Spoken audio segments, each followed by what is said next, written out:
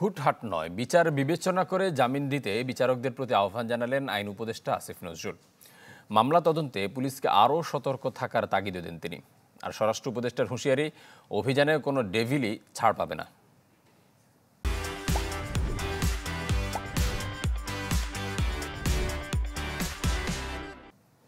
অনেকে আছেন যারা সরকারের বাইরে থাকেন। দেশের পরিবর্তিত পরিস্থিতিতে মানবাধিকার ও আইন প্রয়োগ বিষয়ক কর্মশালার উদ্বোধনী অনুষ্ঠানে কথা বলেন আইন উপদেষ্টা। বলেন, মামলা তদন্তে পুলিশের আরও সতর্ক থাকতে হবে। আর 15 বছরের গুম খুনের বিচার করতে না পারলে প্রশ্ন থেকে যাবে। আমরা যদি এই বার্তা দিতে না পারি যে প্রতিটা হত্যার বিচার হবে, প্রতিটা গুমের বিচার হবে, 15 বছরের অরাজকতার বিচার হবে, আমরা এই বার্তা দিতে না পারলে আমাদের এখানে থাকার তো কোনো মানে হয় না। আমাদের বিবেকের কাছে, আমাদের শপথের কাছে, আমাদের আচরণ বিধির কাছে, আমাদের স্রষ্টার কাছে আমরা কি জবাব দিব? আমরা খুব চ্যালেঞ্জিং সময় অতিবাহিত করছি।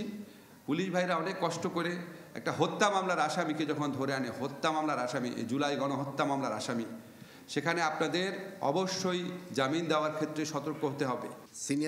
স্বরাষ্ট্র উপদেষ্টা বলেন, সব অপরাধীকে আইনের আওতায় এনে সফল করতে হবে অপারেশন ডেভিল হান্ট।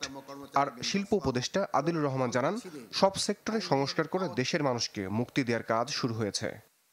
প্রত্যেক অপরাধীকে আইনের আওতায় আনতে হবে, তাদের বিচার নিশ্চিত করতে হবে। আমি আইন শৃঙ্খলা বাহিনীকে আরও তৎপর হতে বলবো।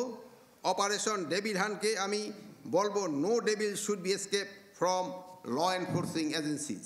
বারে বারে রিমান্ডে পাঠিয়ে রক্তাক্ত ব্যক্তিটাকে আবার রিমান্ডে পাঠিয়ে আবার অত্যাচারের দিকে ঠেলে দেয় না।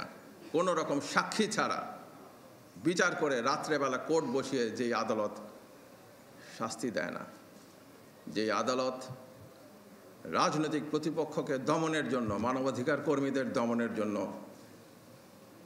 জেলখানাগুলোকে ব্যবহার করে না, ওই রকম একটা দেশের জন্যই তো আমরা সবাই মিলে চেষ্টা করছি।